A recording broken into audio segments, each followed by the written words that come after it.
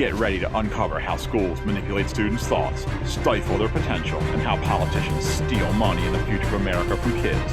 Welcome to the JB Sills Show. Oh, college, you do make me laugh. I mean, I haven't been there, but it seems like a pretty bad experience. Yeah, no, that about sums it up. So anyway, we're talking a bit about college today because, well, we've talked mostly about public schools, and that's kind of what this show is for, but college is interesting because the way I look at it mostly is it just provides a smoke screen for public schools to do whatever the heck they want, because most of what happens in college is so outrageous that the little attention we do give to education, most of it goes to colleges. So they almost provide a smoke screen for the public schools to do whatever the heck they want. However, they do still need to be talked about. And today we're going to be talking about a bit about the recent news about Confucius Institutes and the Chinese Communist Party in colleges, and also we're going to discuss about the question, does college even help you? But anyway, Confucius Institutes, they're great. If you don't know what they are basically a propaganda wing of the Chinese Communist Party, which the Chinese Communist Party uses to wield some soft power in the rest of the world.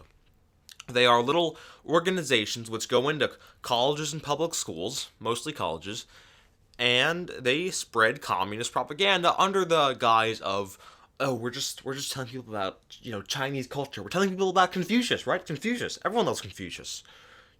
Celebrated guy, kind of, here, yep. So, everyone loves it, right? Everyone loves Chinese culture, and it's totally not a propaganda front, and this has been going on for a couple decades now. But Confucius Institutes, they're controlled by the Chinese Communist Party. All their teachers are either members of the party, or they're chosen by the Communist Party to be teachers, and this is in America, this is in places like Australia, Europe, Japan, everywhere, South Korea, pretty much everywhere that's not China or communist or third world, pretty much everywhere else. And what they've been doing is they've been spreading Chinese propaganda, which is why so many people today, love China, right? There's a lot, you hear so many people saying today, China, they're our allies, they're our friends. We shouldn't be harsh on them. We should love them like they're our brothers, they're our Chinese brethren, right? And well, many Chinese people are very great, right? They're great. But the Chinese Communist Party sucks a lot. They've killed, 100 million people, almost, probably? It has the name communist in it. Yeah. So, I don't think it's going to be a great thing. No, probably not. And they've killed tens of millions of people, so, not great. But no one knows. No one needs to know that. No one needs to know any of that. And then they also have many other programs, like the 1,000 Talents program, which steals information from colleges and industries across America and the rest of the world. There's their grants and their loans to universities, which basically they use to control high-up members and professors in the universities. They pay them off. There was recently a very public instance of that in Australia when a guy named Pavlou was suspended for 2 years from a university because he... Are you ready for this? He didn't like the Chinese Communist Party in Australia, and he got suspended from the university. That's absolutely ridiculous, of course. And you can watch an interview with him, and I'll try to remember to put it in the description. He did an interview with a podcast called China Unscripted. It's very good. You should watch it.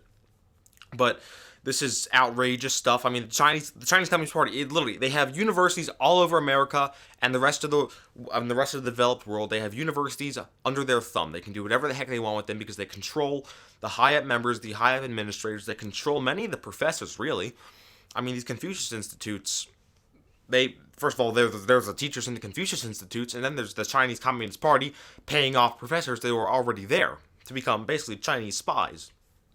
And as the director of the FBI has said, there are many Chinese students who may be reporting to the Chinese Communist Party.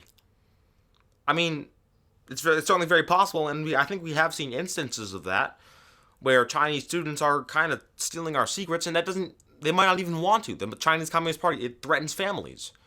They say you tell us what you learned at your university to a Chinese student studying abroad. Tell us what you learned there, or we kill your family or imprison them. That's how it works. That's how it works in China. So officially, there are 81 Confucius Institutes in the United States, and 73 of them are at colleges. Now, thankfully, again, there's been a lot of attention brought to the Confucius Institutes. Thankfully, 7 of them are closing this summer. They are the Confucius Institutes at the University of Maryland, the New Mexico State University, University of Missouri, University of Arizona, Miami University of Ohio, and the University of California, Davis. They're all closing, plus the University of Pittsburgh, too. So 7 Confucius Institutes are closing. That's really good news, okay? Very good. We did an episode way back where we called on them to close, and it's finally happening. That's great. However, there's also a lot of them at K-12 schools. You know, there's officially 8. But I'm going to go out on a limb and say there's a whole lot more than that. Because, I mean, I've seen basically Chinese propaganda, Chinese Communist Party propaganda in school. I've seen it, basically. And I don't know if that, I don't know what happened there, but this is not an isolated incident. Americans are being brainwashed to support the Chinese Communist Party. So, I suspect there's a whole lot more influence that we don't know about in public schools, which is kind of my area of expertise, I guess. However, very good, very, very good that 7 of them are closing. And all of them should close. And actually, there is a new organization called the Confucius Institute, which is collecting signatures from many prominent groups in colleges. The college Democrats, the college Republicans, the many groups that represent groups oppressed in China, like the Uyghurs, the Tibetans, the Mongolians. All those people, they've recently signed a letter which was facilitated by the Confucius Institute, I believe, and this calls for the closing of the Confucius Institutes, and that's very, very good. I don't know the last time I saw Republicans and Democrats agreeing on something, but I'm not going to complain.